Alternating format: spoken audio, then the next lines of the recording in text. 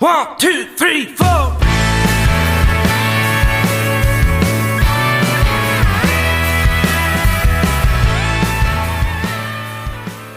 right, welcome back to Country and Cold Cans. As always, I'm Logan, sitting here with Andy and Kyle, and today we are very excited because we have a special guest on the show. We have Mr. Nicholas Jamerson, man. I appreciate you coming on. Yeah, man. Thanks for having me. Appreciate it. Yeah, man. Like I was telling you a little bit before we started recording, I've been listening to Sunday Best since I was in college. Probably, I think I discovered y'all's music back in like 2014, so it's been a good little while. And then I got to give a shout out to the Meme Man for turning me on to your solo stuff, because he kind of has been filling us in a little bit more on the Kentucky scene, because y'all got some good music coming out of there lately. Yeah, man, it's really crazy. The abundance of artists that are becoming known on a regional and national level, and Jonathan in particular, man, he's been such a champion for so many people and just connecting so many people. And it's crazy because, I mean, what he does, with the memes is hilarious, but like it's just crazy how the synergy that's kind of surrounding his thing. So that's really cool. I owe him a lot, honestly. Yeah, man, he definitely does do a good job at what he does, because like his memes are, one, they're hilarious, but two, exactly, he does a good job of like I guess getting more awareness for a lot of like independent artists. Because I know me and him were talking about, there's a band out of North Carolina that unfortunately it looks like they're splitting up, but they just put out a record last year called Whiskey Foxtrot. It's kind of like an alt country, kind of similar in sound in some ways to like American Aquarium. But me and him were talking about them because like he's been like pushing them out there too. But he just does a fantastic job at being able to kind of get that out there. So we definitely appreciate him helping us out on that. Yeah, for turning sure. us on to your music. But one thing I did want to ask you, because like we mentioned like Kentucky music, but there's a common, sonically, there seems to be like a common thread that runs through, but it's still different enough from artist to artist.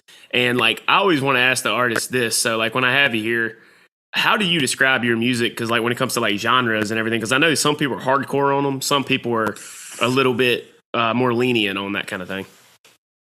Yeah, I mean, I think I draw from a lot of different wells, This is the country music highway, like the highway that goes like out past my house. So like country is really deep here, and I'm 10 minutes from like Loretta Lynn's home place. Oh wow!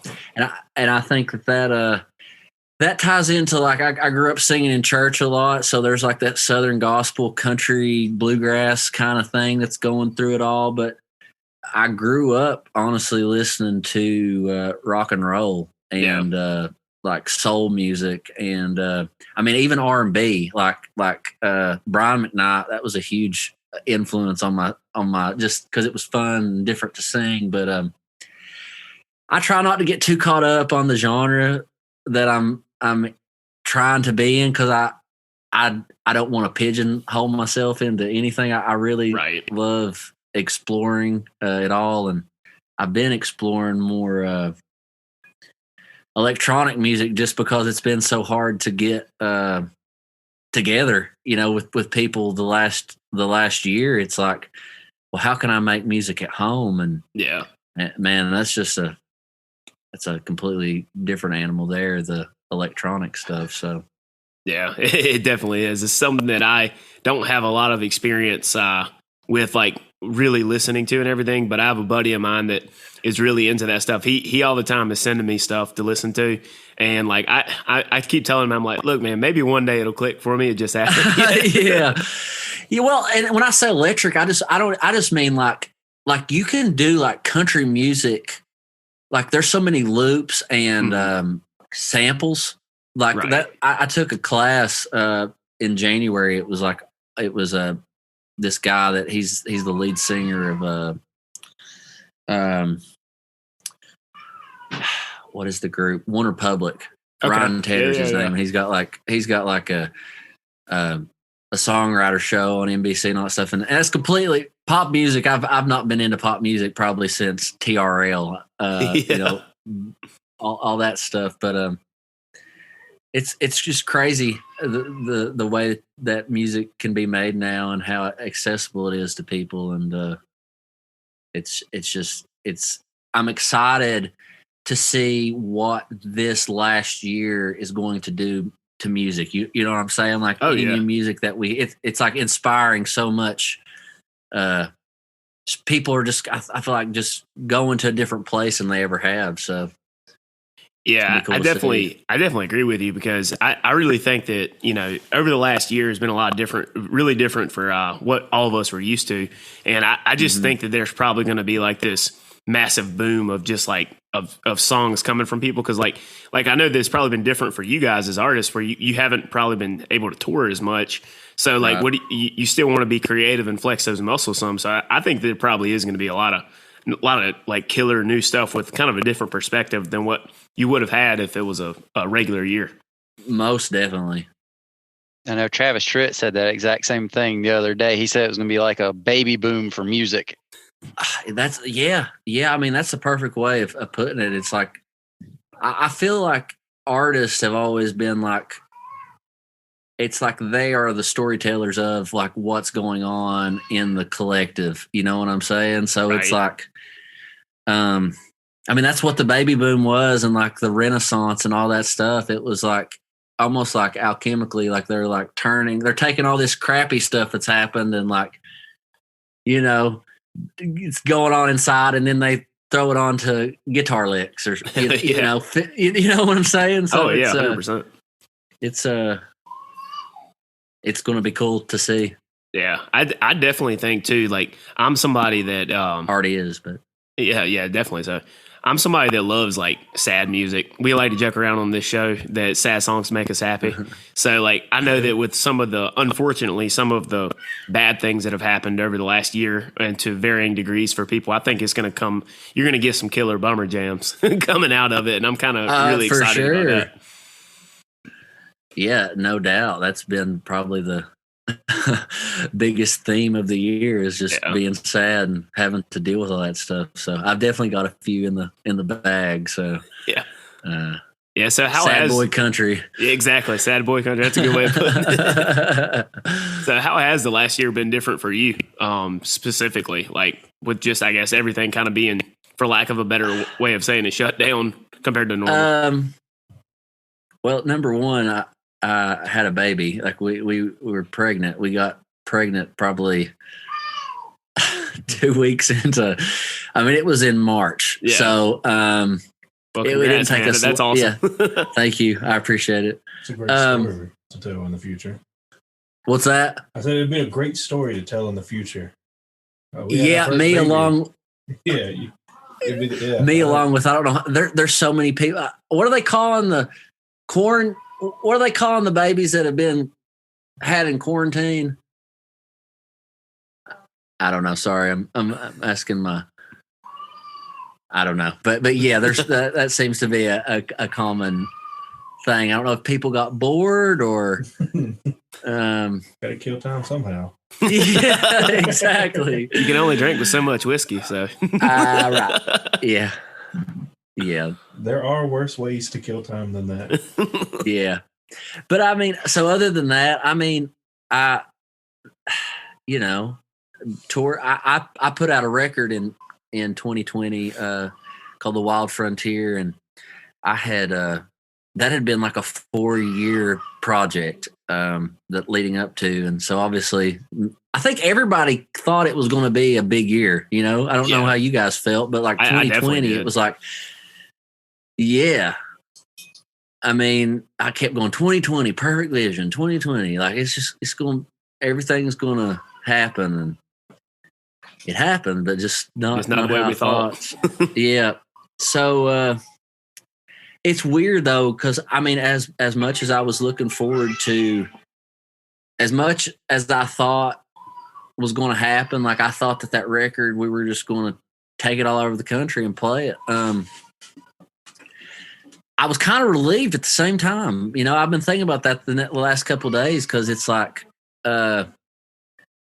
it's coming up on a year of the release, and I'm just, I've been thinking about that, and it's kind of relief that I didn't have to go, that I didn't have to do, like, because keeping a band together is so hard, and so I really just tried to surrender as well as I could. Me and my brother started painting houses, just as a kind and doing construction stuff, and that was good. You were talking about flexing that muscle. It was good to like flex different muscles, because I've been in the just full-time tour musician thing for like 10 years, and you'd be surprised, like when like just going and picking up wood, and taking it to like just go for work. You know what I'm saying? Yeah. Like go get this, go get that. Like how hard that was for me at times, just mentally, just because I just hadn't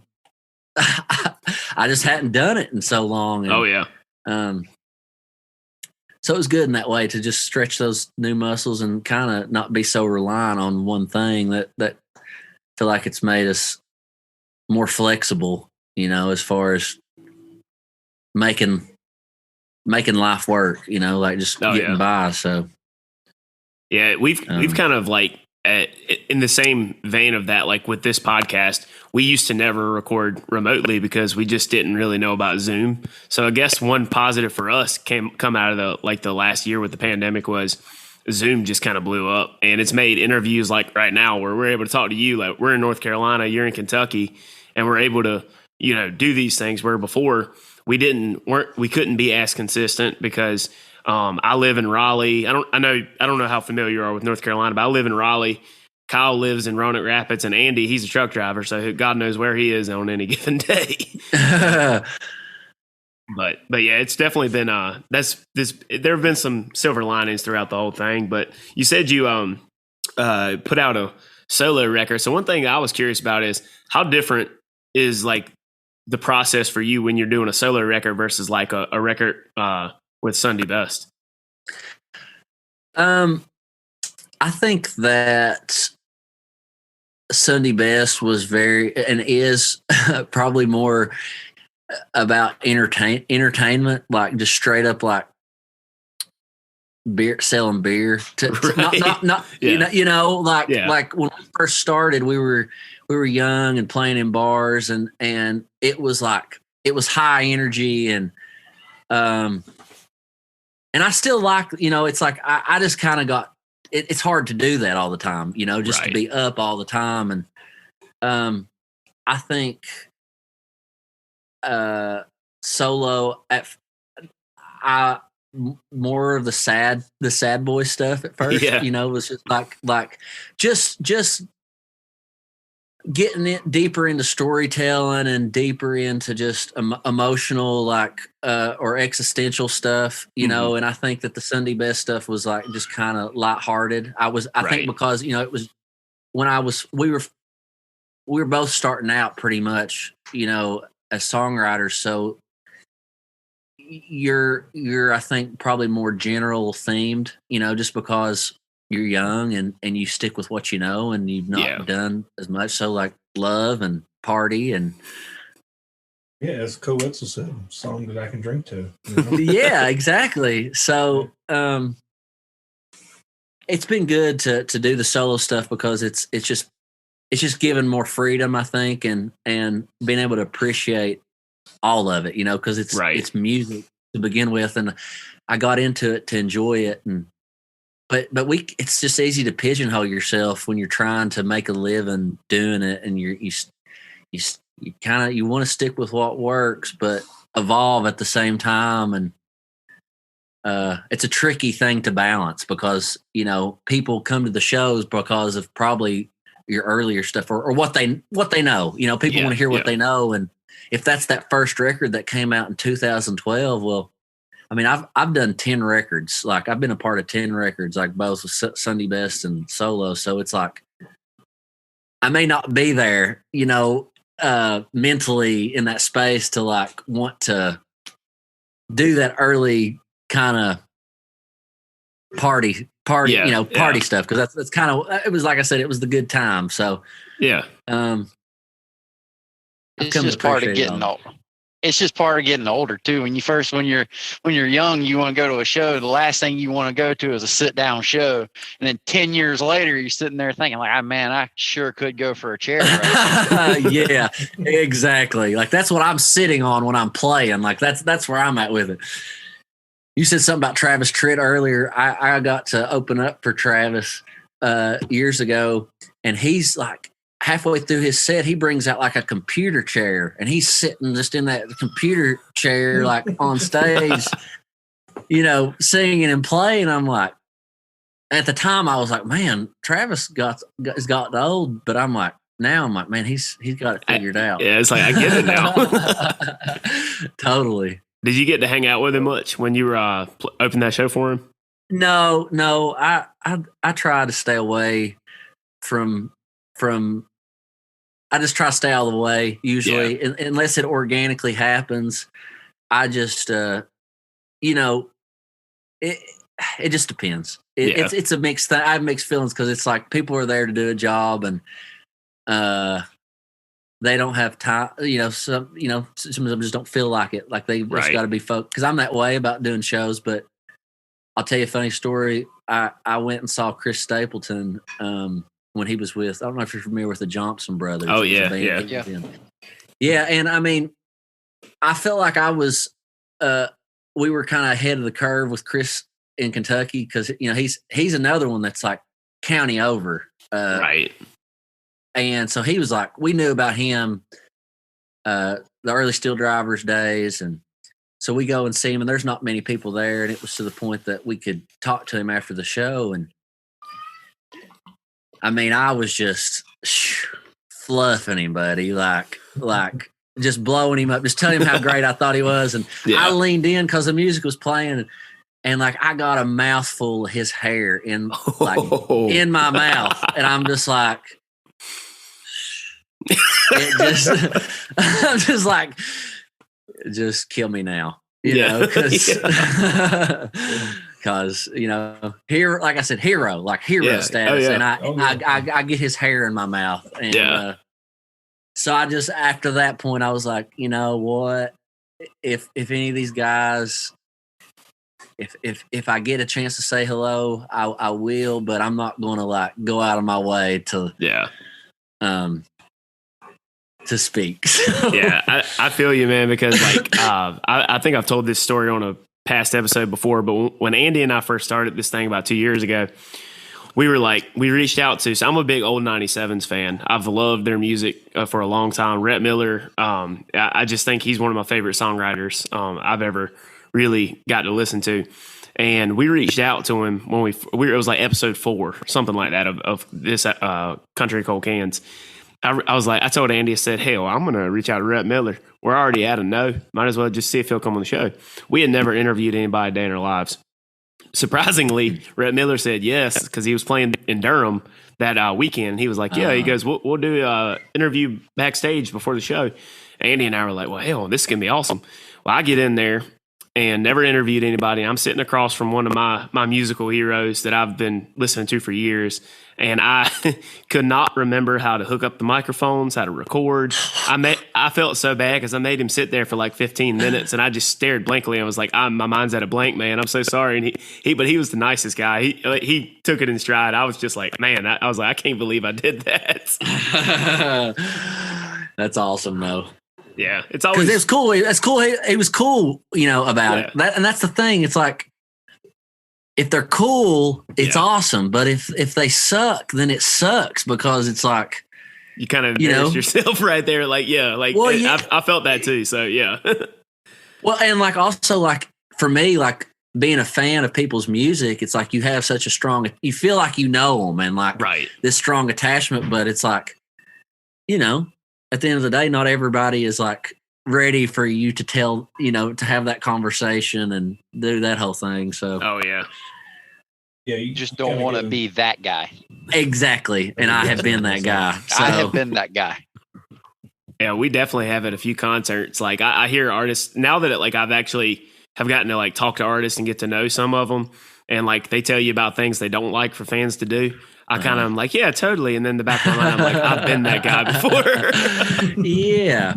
because it's all about timing. It's like, for me, it's like, I obviously want people to be into what I'm doing. You know, it's kind of the nature of the thing. It's like you make it and you want people to be into it, but it can just be like overwhelming sometimes for someone to just come at you with all this. It's love, I think, ultimately is what it is, but it can just be like, it can just be a lot. It can just be a lot. Yeah.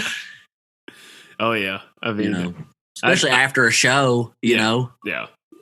You just that's sat up there for when I'm that guy. Oh yeah, like we were talking about how we got to meet Jamie Lynn Wilson in Raleigh one time, and everybody in our group was hammered at that concert. And we took a picture with her, but we ended up taking like 6 pictures with her. And I was just like, I'm so glad that she is just such a nice human being, because we were the obnoxious fans and just like, hey, can we take a picture? Can we take a picture? I don't even know how many times, because at that same time, I'm like, yeah, I'm glad I wasn't the one that was taking a picture with her. And then Logan just shows me the picture of me and her, and I was like, I don't was remember that that. I hope she doesn't think less of me. What was it you used to say, Andy? Whatever I do when I'm drunk is none of my business. Yeah, that's perfect. Oh man.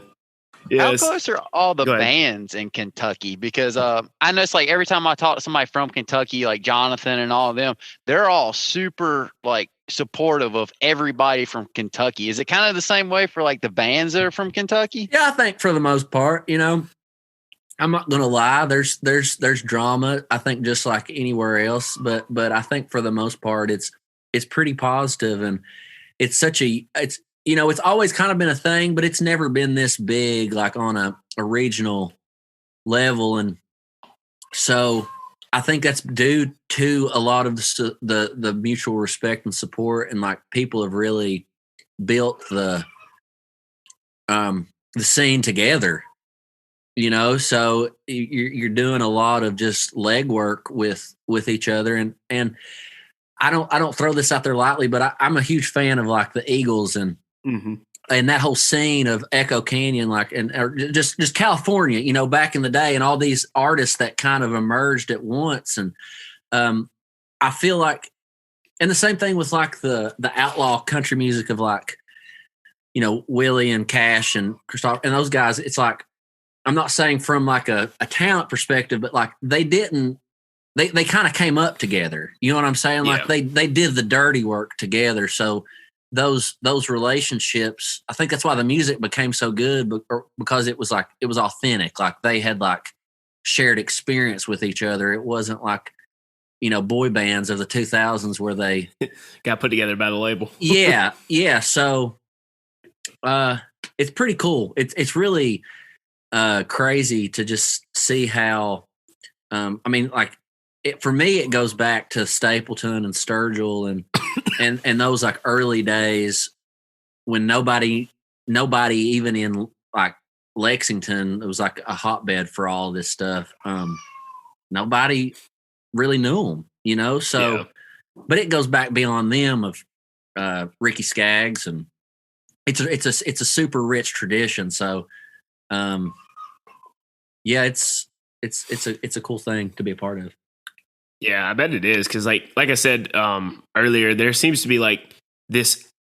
I don't even know how to explain it in a articulate way, but like you can kind of tell when some of the artists that are like kind of in this scene, for lack of a better term, that they're from Kentucky, because like there's this Appalachian kind of feel to it. Even if the music doesn't necessarily sound all exactly alike by any means, but there's just, you can kind of feel that. And I think it's pretty cool to see, because I like seeing the influence of where someone's from come through in their music. For sure. I think it's a spirit that like feeds itself, you know, just a creative, I mean, it's why people go to Nashville, you know, it's that creative energy that's there. And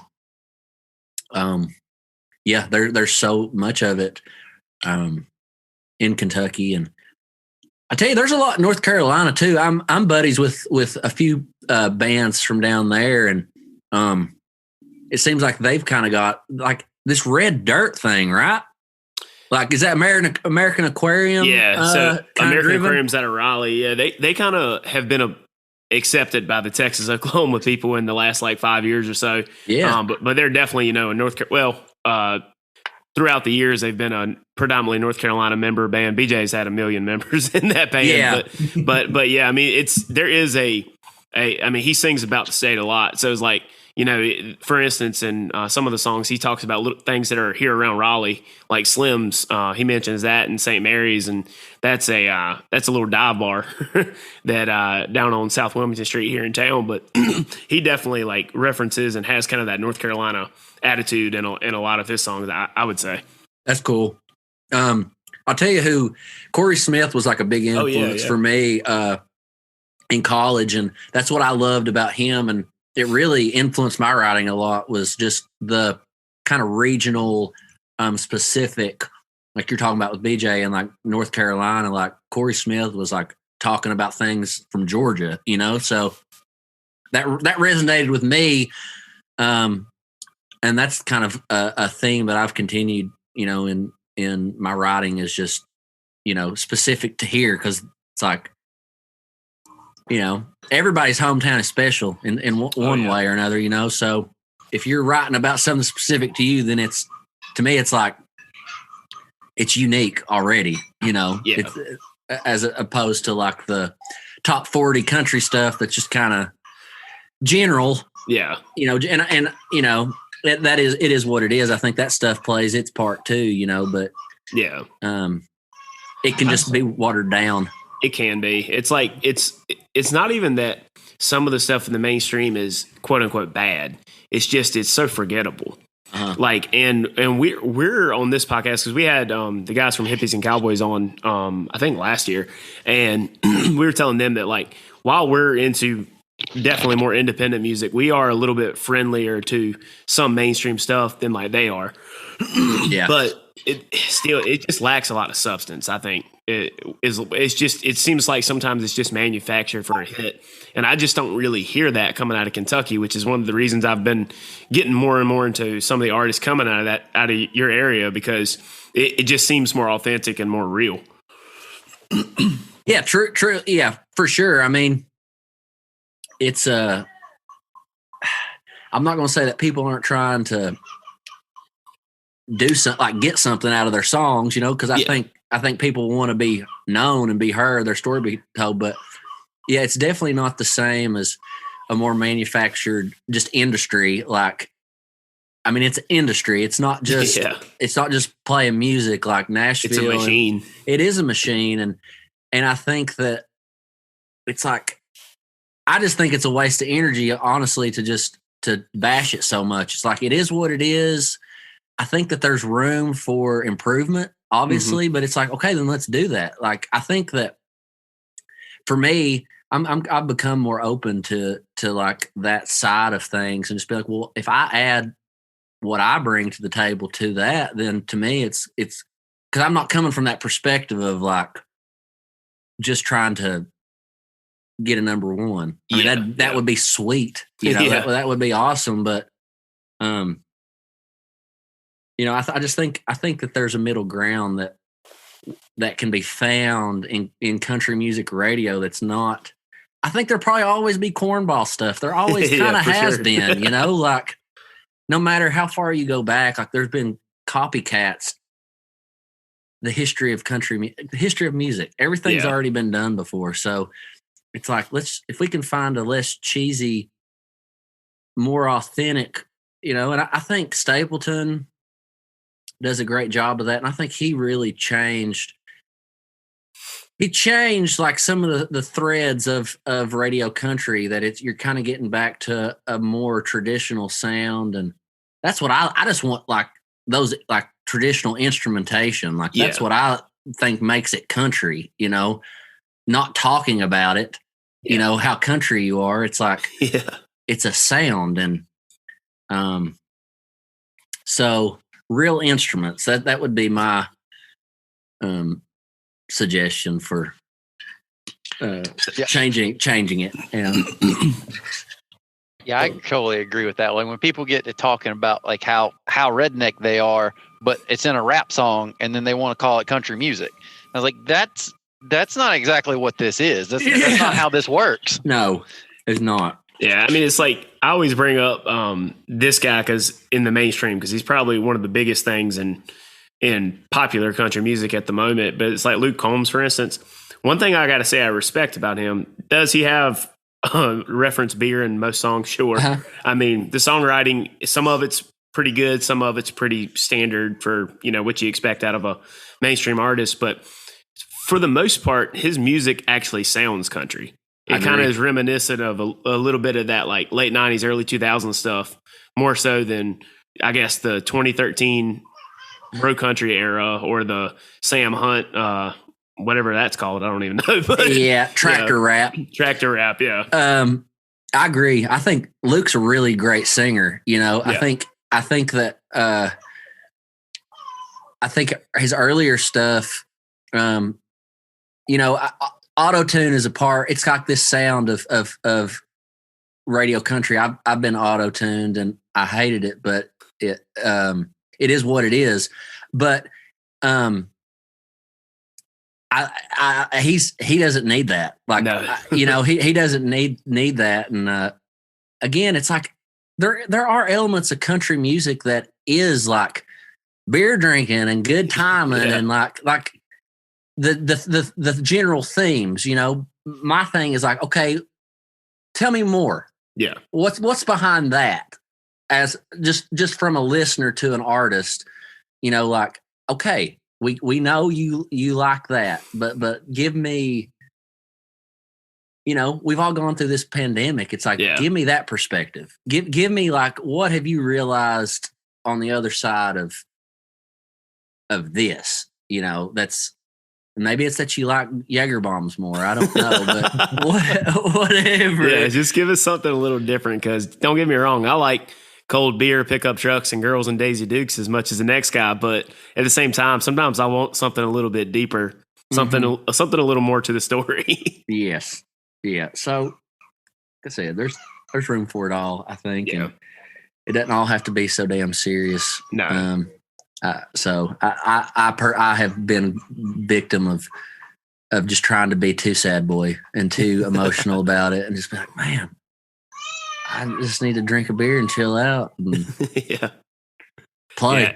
I just wish that we could get radio to the point where you could go from Luke Combs to Kelsey Ballerini to Tyler Childers. You know what I mean? Because Tyler Childers, like that guy is like, I don't know what it is, man. That guy's just super talented. And I just think it's a shame that he's not played on the radio. But to his credit, he's been able to build up this really big fan base organically without having to go through the machine, as we said. Because you go to a NC State tailgate for a football game here, and you'll have people switch from pop country but when White House Road comes on, everybody knows the lyrics. And I'm just like, it's crazy to me how much he's grown over the last few years. Oh yeah. Tyler's another one that seeing from like ground zero, it's crazy how fast. I mean, it didn't happen overnight because he's gigged and worked hard for a long time. But as far like you're saying, like for the masses, it's pretty incredible. And I honestly think that it's like talking about things shifting. Like he's got a heavy load, to shift the pendulum. I think towards.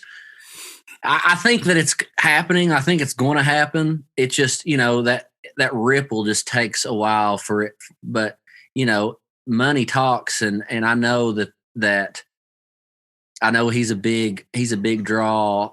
And I mean, Billy Strings, he's not really a country guy, but it's in that same kind of vein of bluegrass country, kind of more just.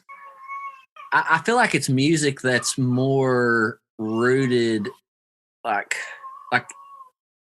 in culture, and like it's got deeper roots. You know what I'm saying? Like country music and like I guess those instruments, like that goes back long. There's a lot of heritage, attached to that stuff, and I think stuff that's ingrained in us as humans that have just been passed on from our ancestors. Like like a primal thing. Mhm. I feel anyway, experiencing it anyway. My grandparents growing up, my earliest memories were like my grandparents and uncles and aunts and like people of the holler, like playing playing bluegrass instrumentation like around the house. And there's so many people like that, the farther back you go. And that's just a huge draw. Everywhere you look, those guys are playing. And so it's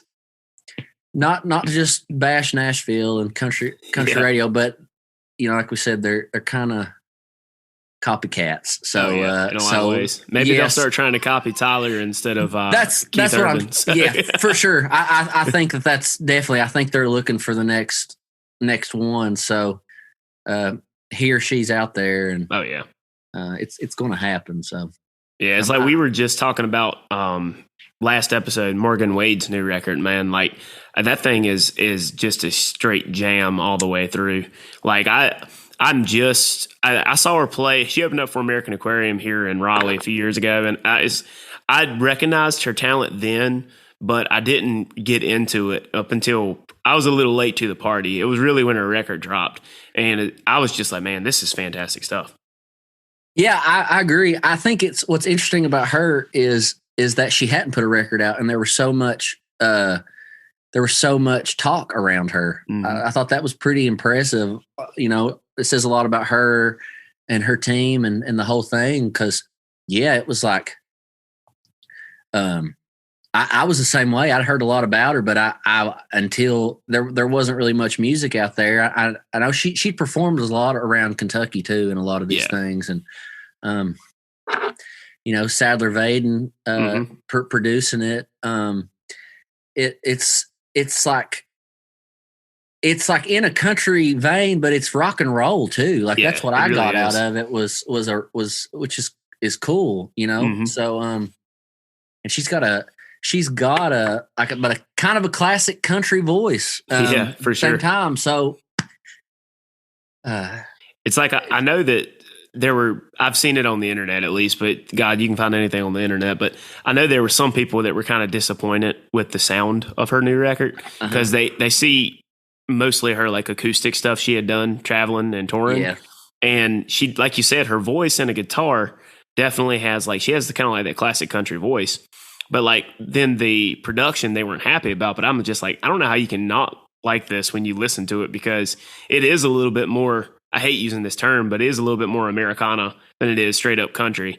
Mm-hmm. And has kind of like, a rock edge to it. But then again, like we're all big rock fans here. So like we kind of really liked it. But I got to say that was a fantastic record. I was very impressed by her on that.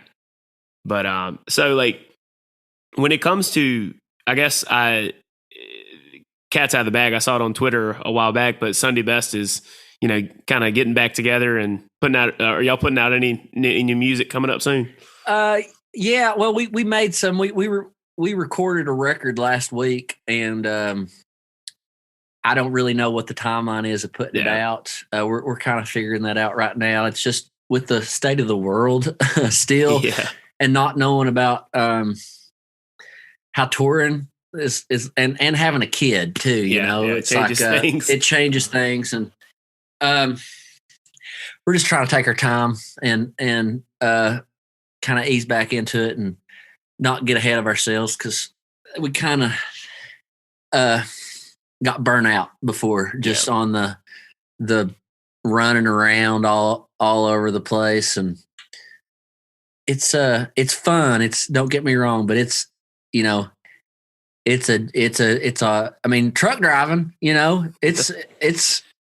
it's not quite the same, but it's, you're town to town, and it can kind of be a whirlwind, I'm sure, for you, like knowing where you slept last, I can't imagine what it would be like to travel like this and then still have a family. I can't imagine after having a kid that it's no way it could be the same as it was before that. Or get up on stage and sing, you know what I'm saying? Like be in a car for 6-7 hours, then have to get your shit together enough to sing, and then have to do it 3-4 more nights in a row, and then Yeah. that's just it. And Yeah, I've always thought that too. Like I've thought like, oh, it'd be cool to be a musician and all this stuff. And then I get done traveling. I'm like, I'm sure glad now that I'm here. My day is done. I Yeah. don't have to do anything else. yeah, I mean, it's awesome. Don't get me wrong. Like it is great, but there's just a lot of, there's a lot of in between stuff that nobody thinks about, or it's like getting to the stage. That's the hardest part. And I'm trying to do this until I can't, until I am dead, so Yeah. hopefully that's a long time. And I just, long way to the top if you want to rock and roll, and, Yeah. and that's why I just have to keep telling myself, it's like, it's not a race. It's not a race. Just I don't want to burn out. Yeah. So, yeah, we're going to do some shows this year and just see how touring opens up. And we will release some music this year. I'm sure of it. I don't know in what capacity, maybe a couple singles, but singles, that's a whole new thing too. Cause I just came from a time of, making records and like, it's one big thing. And I sound like an old guy saying, Man, we're right there with I you. totally agree. We're right But, there with you. I don't like how I get why they do it, right? Yeah, I like Drake does it, and he's super successful with it. But I'm a guy who likes the common thread and the cohesiveness of an album, and like I kind of miss the days. Like, don't get me wrong, I love streaming music because it's just made. I probably would have had a harder time finding out about artists that are not from my area, that aren't mainstream in a past era compared to what I have now. But I almost missed the times to when you didn't hear half the record as a promo single before it came out, and then you get the CD and you'd just be like, it'd be like a kid on Christmas listening to the full record in order.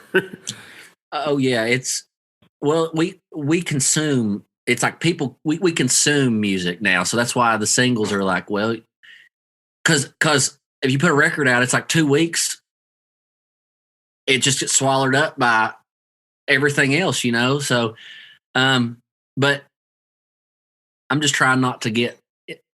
It's like be in that game, Yeah, but not living and dying by it. It's like I get the value in singles and you but I don't know. I'm just always thinking about the entire thing, Yeah. So the experience, it's an experience to me. it really is. Yeah, Listening to a whole record. And It's also a battle because, like you kind of hinting at, you don't want to just be, if you release an album, like you said, 2 weeks, people have moved on to the next person's new album.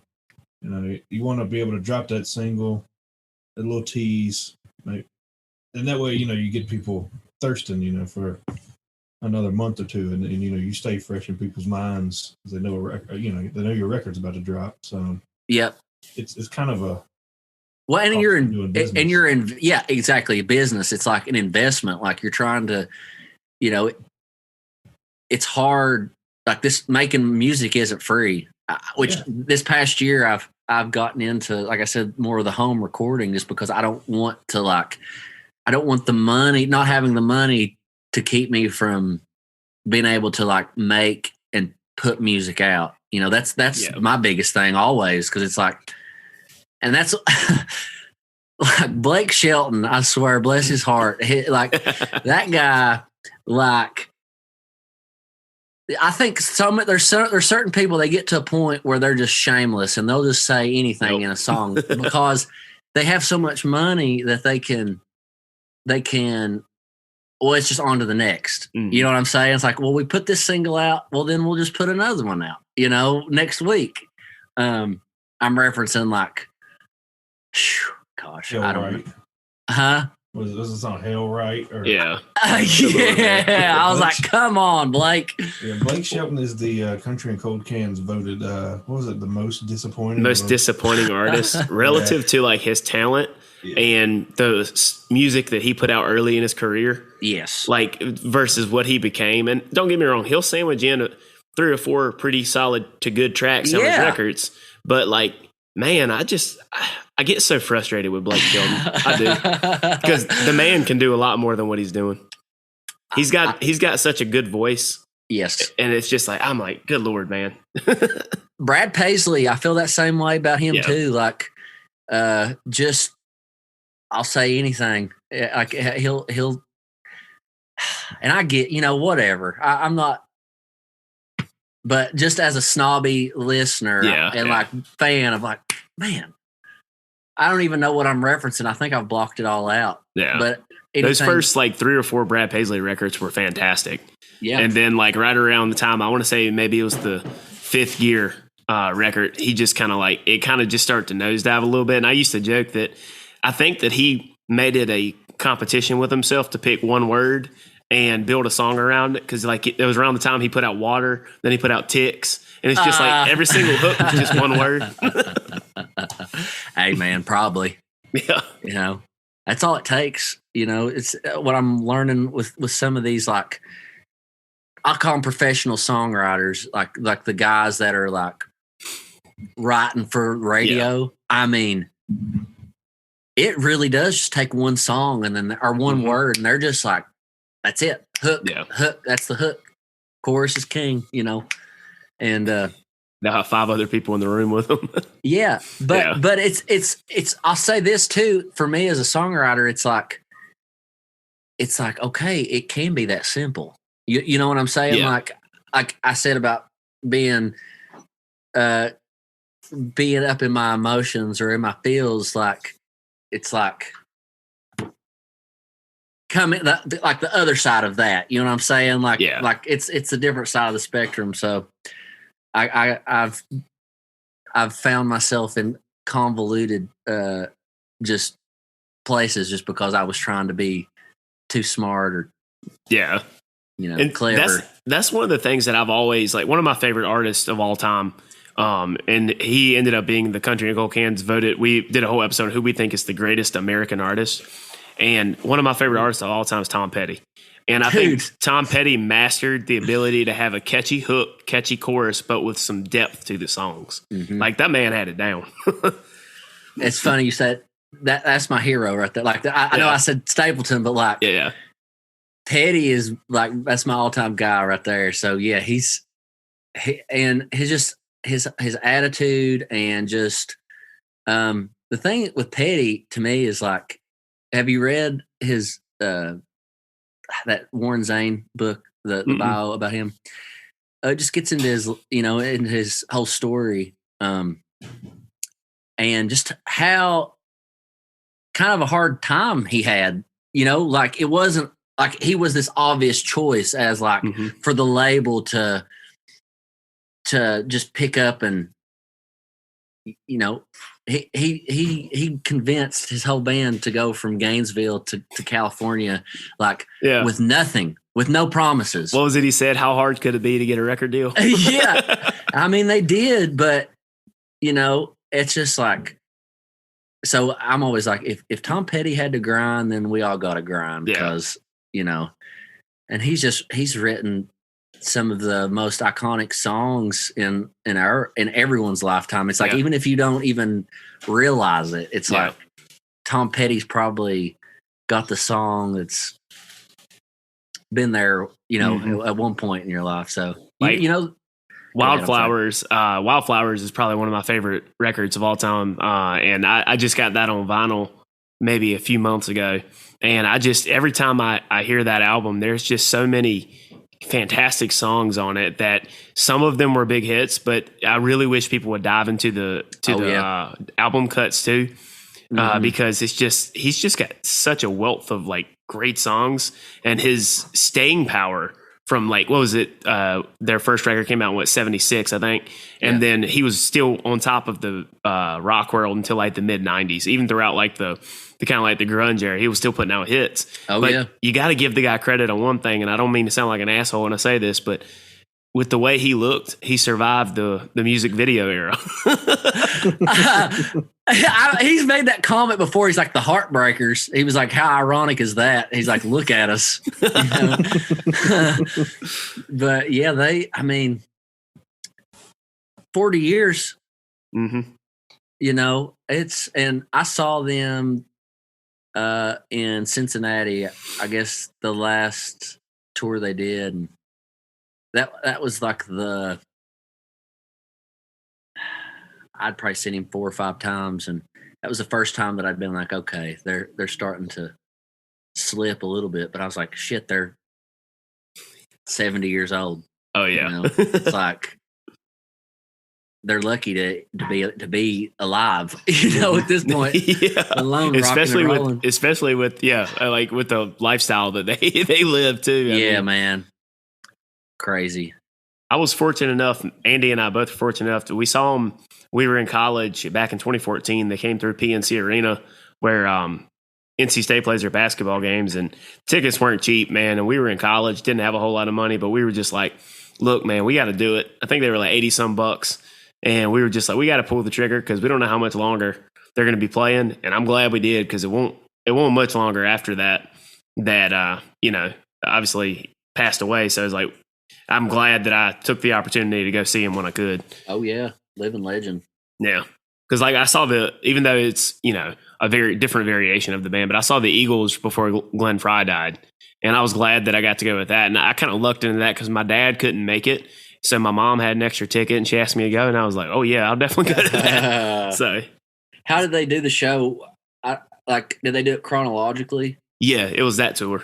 Cool. Yeah, it was a cool thing because they had everybody that could make it back except for I can't remember the guitarist's name that they kicked out in 2001, but he wasn't there. And then another guy that was originally there during the Desperado era couldn't make it because of health reasons. But they had a lot of the older band members that hadn't toured with them in a while back on that tour because it was like the history of the Eagles tour. Yeah, that was a really fun show to go to because you could tell they had all kind of like lost a step a little bit with the exception of Joe Walsh. Oh yeah, man. Yeah, and somehow that guy lived the hardest of all of them, and he's the one that's still rocking. I know. I had the same exact thought. I was like, and I was also surprised that, and maybe it was just default because he was the only one that had the energy to do it. But yeah, I watched that documentary. I guess it was the history of the Eagles, and I was just like, I was really let down by just how Glenn Fry, just the whole thing, with the money and not just saying it, not just being we're not going to come back out unless we make more money. It's I get that, but to say it on the documentary, Joe Walsh is he's all time too. So I'm just like, it's not like he's a scrub, and then for them to come out and let him he did the encore. Yeah. I was like, I can't believe that they let him take it like that. But yeah, he stole the show when we saw him. Yeah, he did. He's an incredible entertainer. But speaking of the Eagles, this popped in my mind earlier when you first brought them up. It's crazy to me that when they first were starting out, and I think they were living in, I think it was California at the time, that Glenn Fry, Don Henley, and Jackson Brown were all just starting out living in the same area. That's just an incredible amount of talent just for musicians that are starting out like that, I know. What a place to land. And I think one of those docs, they're talking about learning how to write songs, listening through to Jackson Brown Through the Wall. It's he'd play the piano, sing, then he'd go away, then he'd come back, and they were like, oh, that's how he does that. And it's California.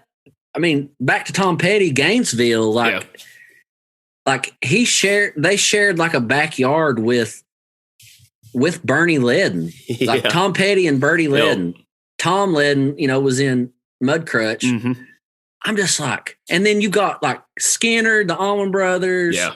You've got all those bands in Florida at the time, and it's just crazy how those little pockets of people will just pop up over every so years, and you're just man, that's crazy. Yeah.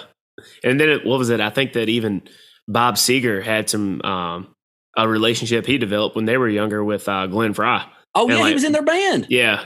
Because Bob Seger is another one who I'm a huge fan of. My dad is probably one of his favorite art. My dad's always loved the Bee Gees, the Eagles, Bob Seger, and Donna Summer. It's really just like classic rock and disco. Yeah, cool. But yeah, Bob Seger, man, like he's somebody that I really, him and Bruce Springsteen are two on my list that I really want to see before it's too late. I saw Seeger in Toledo, 2014 maybe. Mm-hmm. And everything was down an octave, I think, or at least a half step. And he had like a sweatsuit on. He wore the whole time because he was just sweating his butt off, like dry fit stuff and a sweatband. And I was like, this ain't live. Is it live? Not live at the Bullet, but the live. Yeah, I know which one you're talking about. You know, yeah, we're not there, but it was still killer. Yeah. Now, one of those classic rock bands that I've been told that they still perform at a really high level is Fleetwood Mac.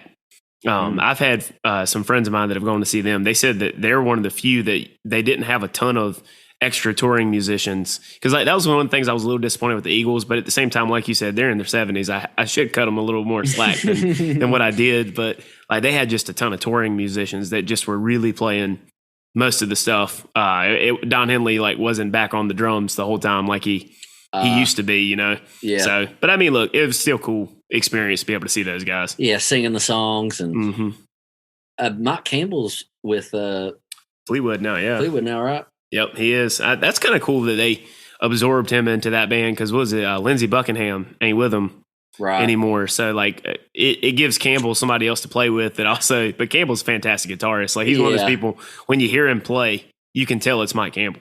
Mm-hmm. He's very the same way. Yeah. Yeah. Both pretty underrated, I feel like in the the conversations of guitarists. Yeah. I think that sometimes with Campbell, he gets underrated, at least in my opinion, because maybe he wasn't as experimental as some people were. It was a lot of times it was like straight ahead rock and roll. Yeah. Yeah. He wasn't getting paid by the note. Yeah. But hey, one thing we did, anytime we have somebody on, we shift away from music a little bit. So I know that you're from Kentucky. So the question I want to know is it UK or Louisville? Oh, it's UK. UK? Yeah. I don't have the hate for Louisville as most Kentucky fans do, but yeah, it's no question there. Yeah, it's kind of a rough year for you guys this year on the hardwood. Yeah, I didn't really watch much of it. It's like as successful as Cal has been, his approach, like the culture. I grew up with 3 and 4 year guys, and it's you know, as most people do with basketball, it's like you just invest in these guys, and it's just every year somebody new. It's like, well, shit, if they're not any good, then like, what do I have? I mean, I know Kentucky, but yeah, you know, what does that even mean anymore? So yeah, I agree with you, man. I'm not a big fan of the one and done culture and era that we're kind of living in. Like I miss the days. Like, so I'm a NC State fan, obviously now, because I went to school there. It's my alma mater. I'm a big fan, but I grew up a Duke fan, and I used to literally watch their games religiously. But over the years, after I went to NC State, I started to drift a little bit because they kind of adopted the Kentucky model with their recruiting now. And I just, like you're saying, I just don't have the connections. I don't even know who's on the roster half the time anymore. There's just so much turnover. It just affects how you, I guess, relate to the team, if that makes sense. Yeah, and I mean, I think overall, it's just like as far as success goes, it's like, well, is it for me at Kentucky, is it just enough to win the SEC? Is that like what you're trying to do? Because it's like, I think what's happened to him in the tournament is he's just had young teams, and it's just like that experience of the tournament. You can't prepare for that. Like the pressure those kids are under, like I get tore up and I'm not even playing. So I couldn't imagine like trying to make a free throw, in front of, however many people in those tournaments. So that's just getting to the tournament. Like Kentucky, they've got expectations out the roof every year in basketball. It's pretty ridiculous, honestly. But when you've been that good for that long, the fans kind of get accustomed to it. Because I saw a weird stat earlier in the year that the week that Duke, Carolina, and Kentucky were all unranked was the first time that all three of them had been unranked in the same week since like the 1960s. It's crazy. Yeah. I mean, they've been consistent, and Kentucky was due a bad year. They've only missed the tournament once since Cal's been there, and you just can't get the guy every year. It's just he has a lot. He has, but they just they couldn't get it together, and it's they played like a bunch of 17 and 18-year-olds. Yeah. It's just like on the same note how we were saying, we should have expected it with the artists being in their 70s. Sometimes we forget that these kids are 18 years old, Exactly. And they are kids, and it's just a game, and it's not life and death. And yeah. That's the thing. But in Kentucky, there is no other sport. Right. It's like there's no pro team. So, Kentucky basketball. I mean, up until the last few years, Kentucky football hadn't been worth nothing. Yeah. So it was just basketball, and like I grew up. Like the first team I remember was like '96. Like their first of and they had like 9 or 10 pros on that team. Yeah. When every game you watch they win, it's like, I guess that's what you become accustomed to. But it's not. Yeah, and that era too, y'all were dangerously close to a three-peat. Yeah, I mean they lost our best player, and still made the finals. I guess Arizona beat them. Mike Bibby. Yeah. They had a squad, but that's a thing about this time of year too. It's like I have so many memories attached to like tournament games around this time of year, and this year it was, and it's like also the one thing that like everybody will get together for. Yeah, it's like can't get together for Christmas, but we'll get together for. For a basketball game. March Madness, yeah. Yeah. It's funny because like this year was probably the first time in 10, 15 years I didn't fill out a bracket because I just wasn't that into it because one, NC State didn't make it.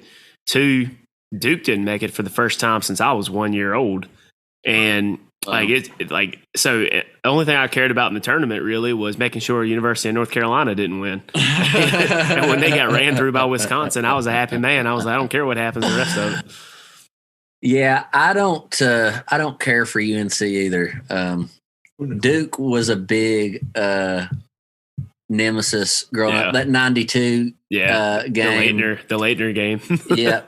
That was like, I remember my mom, I didn't really know what was going on, but my mom like just screaming and like jumping up and down during that game, and then like just going to bed as soon as it was over, just like tore up. So yeah, I imagine that Leitner probably ain't many people's favorite person in Kentucky. No, but I still, but like Coach K, I respect, you know. So it was like, it's not like I mean, and Roy Williams too. I mean, but I don't know, something about that blue. Yeah, trust me. Like here in the Triangle, Raleigh, Durham, Chapel Hill, like it's all about the blue schools. And those of us that are Wolfpack fans, like it's so annoying because we get treated like the little brother here in the Triangle. I bet. And Carolina fans are the worst. They're the most arrogant group of assholes I've ever met in my life. And we all live so close together that, you know, you encounter them at work, you encounter them in your friend group. Like it's just, they're the worst. I actually drove through Raleigh last week. Oh yeah? Yeah. Was in New Bern. Okay. And then we came through Raleigh on our way, basically Charlotte. we stayed in Belmont. Okay. Had a wedding there, but yeah. My younger brother lives down in New Bern. That's a pretty town. yeah, it is. I mean, North Carolina's got it all. It's Yeah. like We got a tail end of the Appalachian Mountains, the Piedmont in the middle, and then we got the coast, man. And it's all it's really all within a reasonable drive. yeah, it's beautiful. Yeah. Well, if you're interested, we like to, when we have an artist on, do one last lightning round before we wrap things out. Okay. So I guess I'll start. I got like 2 or 3 questions, and then the other guys will have a couple, and then we can wrap things up from there. Okay. So my first thing is, we kind of alluded to some of this, but pros or college athletics? Pros. Pros. Okay. Who's your team on that? I don't know. I just think it's better overall. Like I like. We grew up Browns fans, like in football. Yeah. That's been a hard. I'm sure it's been hard. And then Belichick was with the Browns, so I kind of followed him there. Respect for him, and Brady. Basketball. There's a lot of Kentucky guys. I like the Lakers. I guess I'm just like whoever's good is who I like. Yeah. It's like if you like multiple teams, and then you experience more joy through it. So right. Yeah, and less heartache. I like the Hornets. I like the squad that they're putting together. It's kind of it's a shame LaMelo Ball got injured because he was having a hell of a rookie year. Yeah, he's good. Seems like this game comes really easy to him. Yeah, it does. All right, so next question. Back in the day, where was your favorite late night drunk fast food stop? Taco Bell. Taco Bell? Solid. You can't go wrong with Taco Bell. All right, and I think then I guess for me, kind of pivot back to a music thing. If you could play with one artist, alive or dead, who would it be? Tom Petty. Tom Petty, solid choice. All right, throw it over to Andy or Kyle, whoever wants to go next.